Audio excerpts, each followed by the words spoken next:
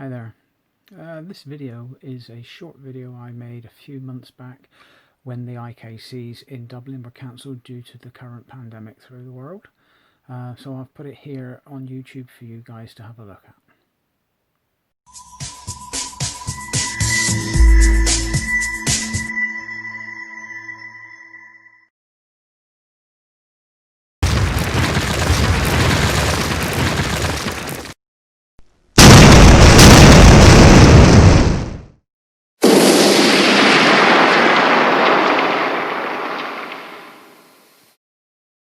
This video is some of the content I intended to put forward for my seminar to the underbelts at the IKCs in Dublin of this year.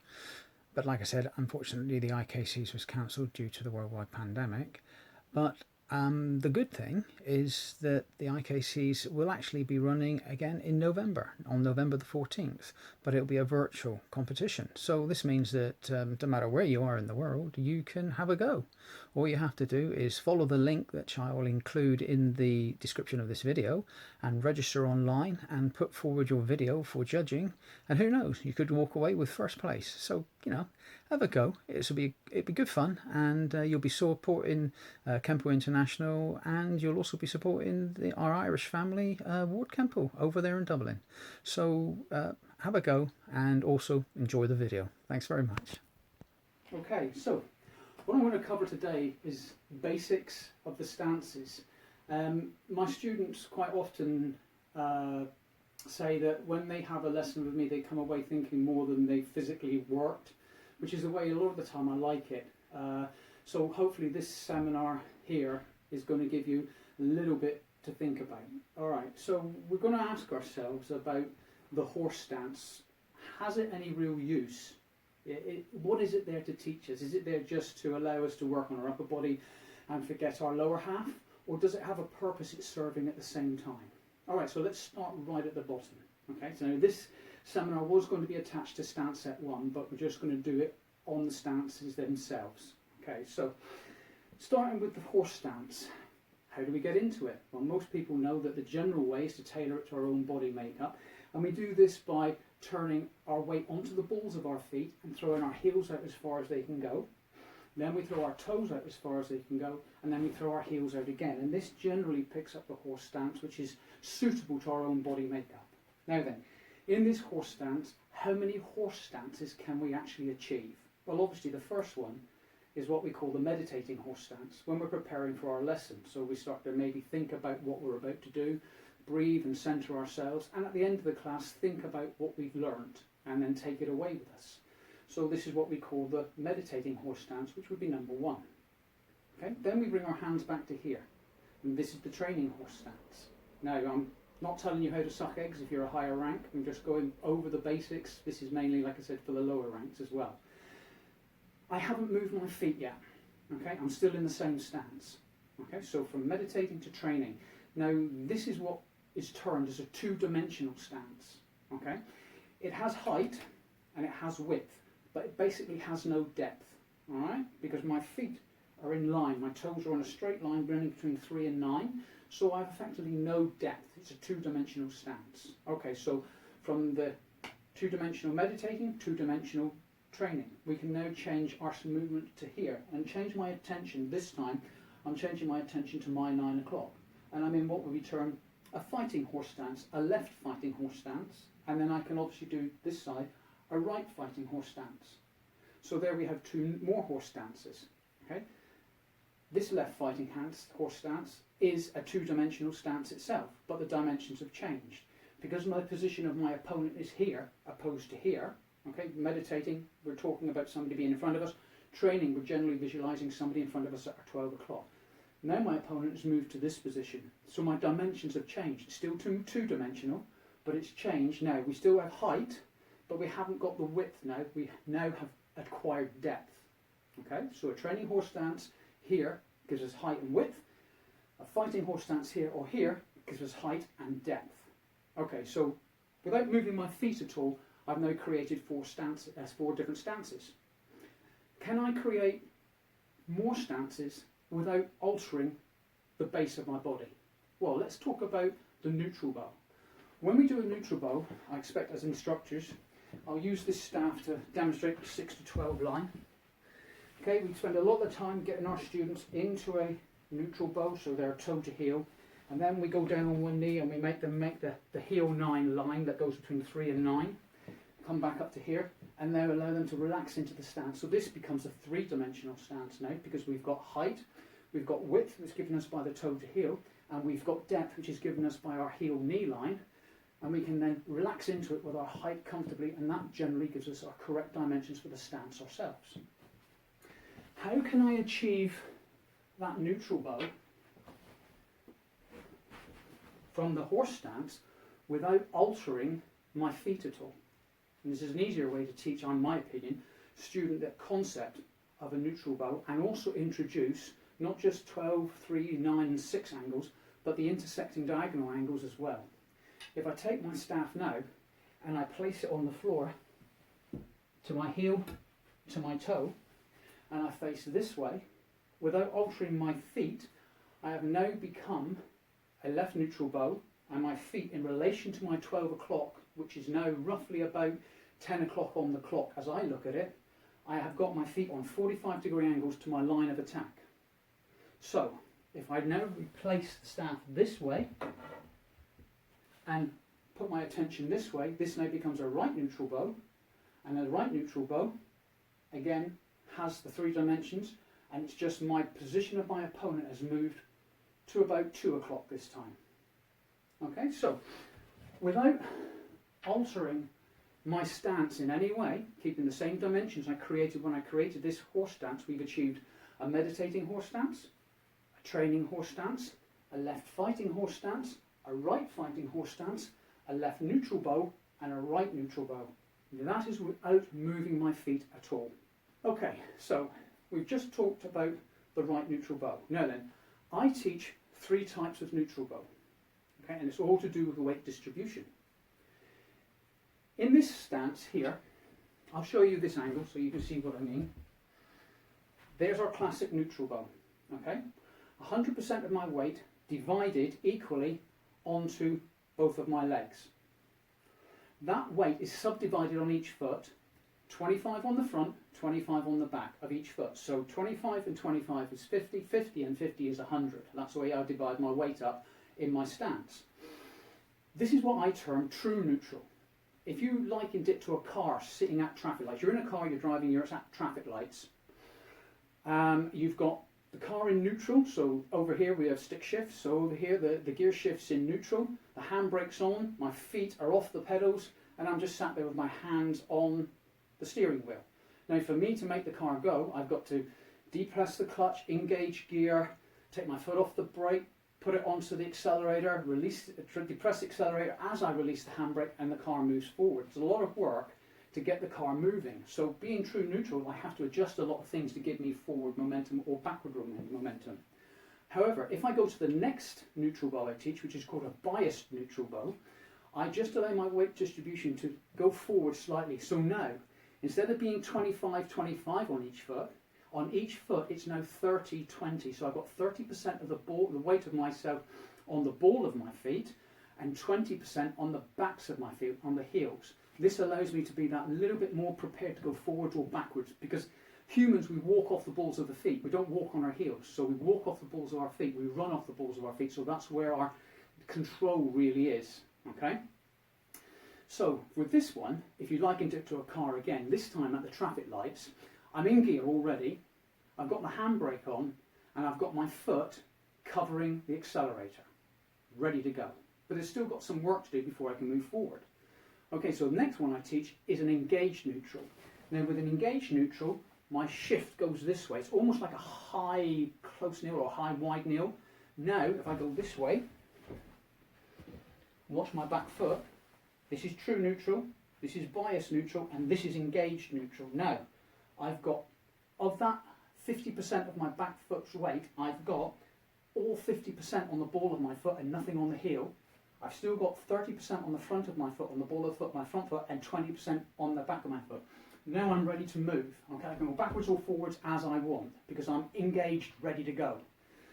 Excuse me. So, with an engaged neutral bow, the car that I'm driving is now I've got my hand on the handbrake, foot on the accelerator, and I'm revving the engine, ready to go. For that minute, the light changes, bang, the handbrake goes down, the clutch comes up, and we're gone. So those are the three neutral bows that I teach. So with those three neutral bows, we can add up the stances we've created at the moment without actually moving our feet in the sense of off of their places. I've allowed my feet to pivot, but I've not altered their points of origin.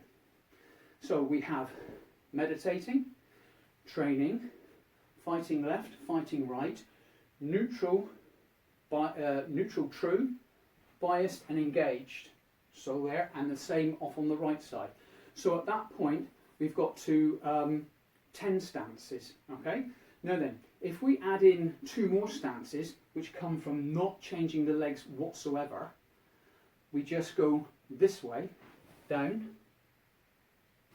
okay? So we're in a convex stance, or a diamond stance, or down here, into a concave stance. Now then, when you do a concave stance, try not to make the knees touch, they don't need to.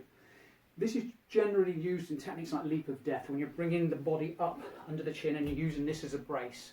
Remember, these only have to be on the scapula, on the shoulder blades, to stop the body. They don't actually have to be touching, because then it becomes uncomfortable. And as a rule of thumb, in Kenpo, if something's uncomfortable, generally you're doing it incorrectly. Okay, so we're up to 12 stances with the convex and the concave stance in there. Now then, I'm going to show you again, but this time from the side, so you can see what I mean about the toe positions. There's my horse stance, and I'm in a line on my 12-6 toe to toe, not toe to heel. Okay, so there's my fighting horse stance.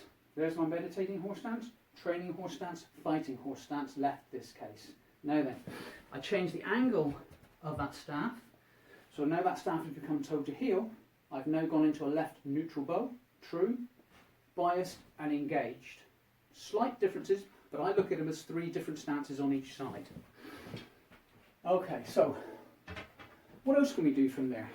Alright, so if we can pull a neutral bow just by changing the position of our thought of where our opponent is, our opponent's position goes from 9 o'clock now to about 10 o'clock. We can also pull, if we can pull a neutral bow, we can pull a wide kneel stance. Okay, a wide kneel stance is just a collapsed neutral bow. We do it to the right, there. Weight distribution in the neutral bow, generally 50-50 with the subdivisions onto the feet as required. In a wide kneel stance, it is again 50-50, but you'll note because of the ball of my foot is up on the rear, that is 50-0, whereas this one here is still 30-20. Okay, so it's very similar as the engaged neutral bow I talked about. So we can have a wide kneel stance. All right, so let's talk about another stance we can do from here just by pivoting the back foot. Okay, now the angle we're going to do this on is the same as the neutral bow. We're using this angle here for our toe to heel. Okay, so the staff is running diagonally through our stance. That's my neutral bow. Now from here I'm going to turn into a forward bow from here, and just by rotating my back foot, there. Now, then I've pulled a forward bow. The thing I want to talk about in the forward bow is what I have noticed some people in teaching Kenpo, they've taken the forward bow and they now do the forward bow this manner, with the toes facing forward. Okay, so I understand their thinking. It's to protect the knee, because people have been getting problems with their knee joint when doing a forward bow. The problem with this is, as soon as your feet face the same direction, one, you're not protecting your groin from frontal attack, because that was the knee's job, okay, in a forward bow, but also you've lost your width, because now it's like trying to balance on a tightrope. Okay, so you're very unstable. This foot being slightly on a 45-degree angle, that's the important thing to remember, it's a 45-degree angle. That creates my width and stability. It also protects my knee, my groin with my knee. Okay. What I find some people are doing is when they're in a neutral bow, instead of their feet being on a 45-degree angle to their centre line, their feet are 90 degrees to their centre line. So basically, that's my line of attack. Their feet are facing this way, which is more akin to a fighting horse stance than a neutral bow. Now if I turn into a forward bow from here and don't alter my front foot, there is a tremendous amount of binding on my front knee, which is very uncomfortable. Now remember, like I said, if it's uncomfortable in Kenpo, generally you're doing something wrong. Okay? Always remember that's a rule of thumb. If it's uncomfortable, there's either something you've missed in the technique or something your body makeup you're not taking into consideration. So, if my feet now are on 45-degree angle to my centre line, now when I forward bow, there's no stress on my front knee whatsoever. It just bends as it's designed to bend. So if you're having trouble with your knees in a forward bow, please look at your neutral bow. If your neutral bow is wrong at any time, I can guarantee all of your other stances are likely to be wrong as well. The neutral bow is a point of reference for all of our stances. That needs to be correct, otherwise everything else is tending to be wrong. Okay, so from our forward bow, I want to talk about weight distribution here. If I go this way to you, is this a forward bow? It looks like a forward bow, but it's actually a neutral bow, because I've still got 50-50. 50% of my front foot, 50% of my weight on my back foot. So my weight distribution is 50-50. So it looks like a forward bow, but it's actually a neutral bow. For this to become a forward bow, my weight has to alter with the stance. So when I've gone not forward, but forward and down on a diagonal, my chest is gone forward and down. Now I've got the weight distribution of 60-40. 60% of my weight on my front foot, 40% of my weight on my back foot. That gives me the forward bow. This is acting as my bracing angle. This allows me to do my punch or whatever movement I'm requiring to do with a forward bow. Okay, one thing to remember when you're doing the forward bow is when you're turning from your neutral bow into your forward bow, there's only one thing that doesn't move, and that's your front foot. Now remember I said about having the correct foot position when you're in a neutral bow. If I'm like this, it's more akin to a fighting horse stance. So when I turn into a forward bow, there's the binding. So I have to then release my foot into a position or damage my knee. If my foot's already on the right position, right angle, 45 degrees to my centre line, all I have to do is keep my front foot in place and bend my knee and then allow everything else to turn through. So everything in a neutral bow in a forward bow, everything in a forward bow will move. The only thing that won't move is your front foot, because that's already in the right position.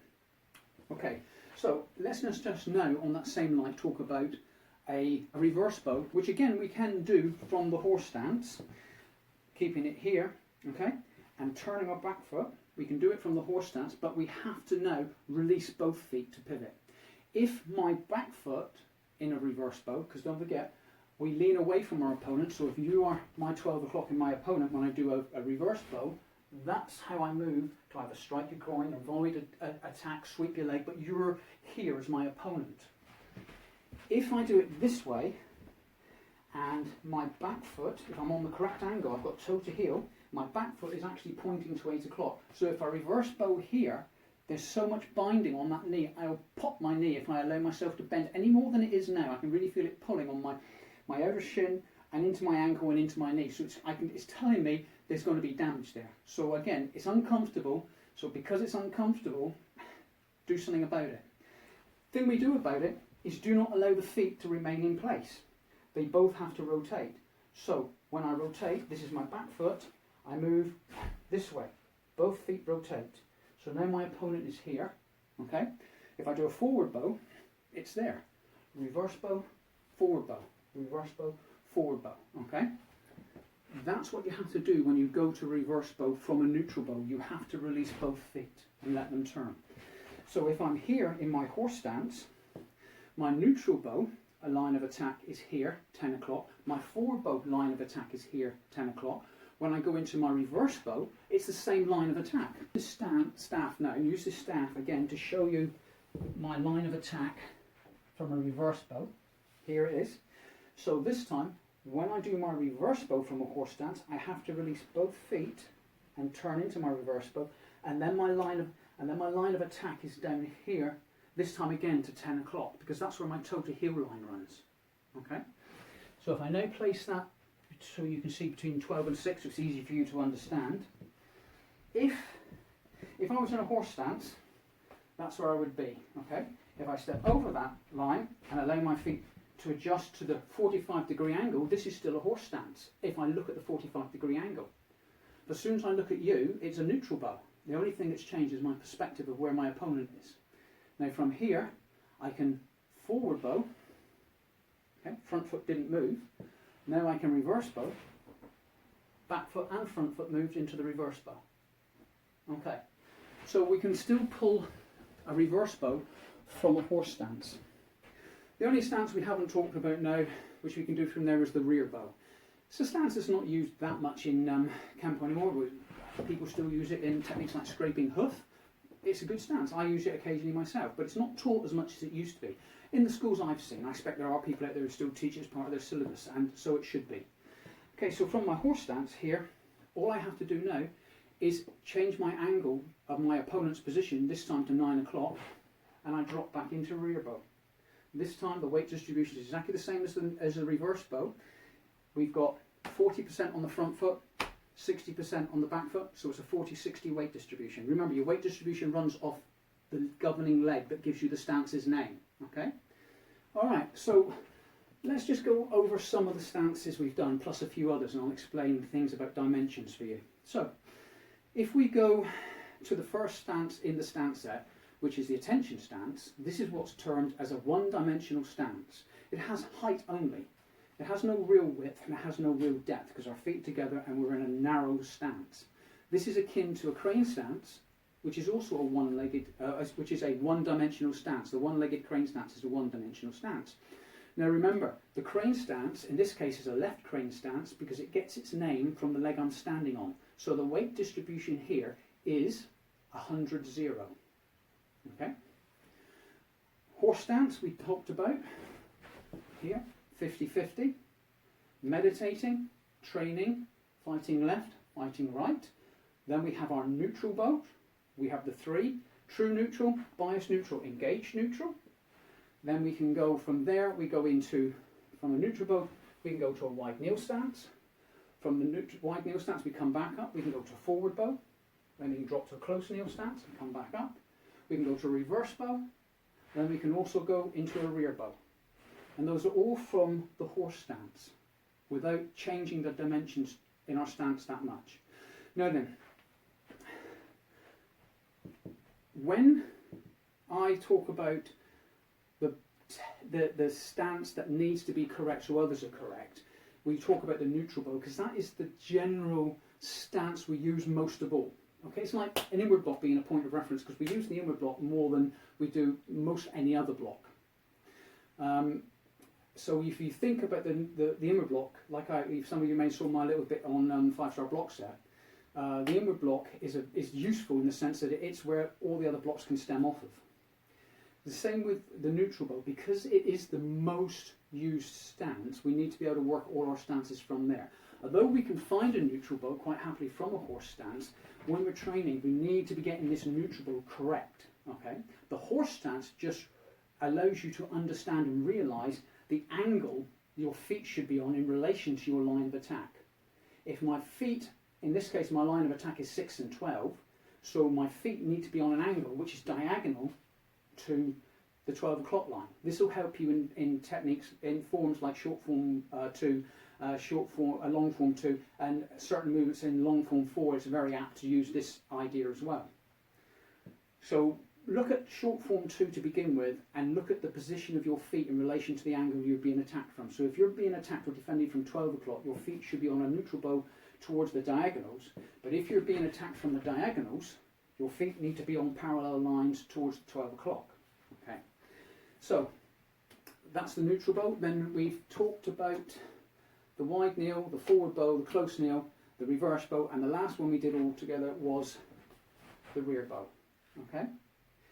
Stances we haven't talked about are cat stance, and I'm not going to get too much into that because really what I want to do is I wanted to show you what was available from the horse stance without moving the feet from their original points of origin. So that's it really. That's some of my ideas I've put forward that I was going to teach to the underbelts at the IKCs. And I hope you enjoyed it. If you found anything useful in there, I'm happy to hear any questions you got, any Any ideas or something I've missed or something you'd like to see a bit more of, I'll see what I can do for you. But with that, I'd like to say a big thank you to Kenpo International for all they do for us. A very, very big thank you to Master John Ward and his guys over in Dublin for all the hard work they put into preparing the IKCs. And we'll look forward to seeing everybody at the next gathering, wherever that may be. Stay safe, look after yourselves, keep training, guys. All the best. The IKCs for Dublin 2020 will now be held on November the 14th. It's a virtual championships with an online event registration. The information to this registration will be held in this video's description.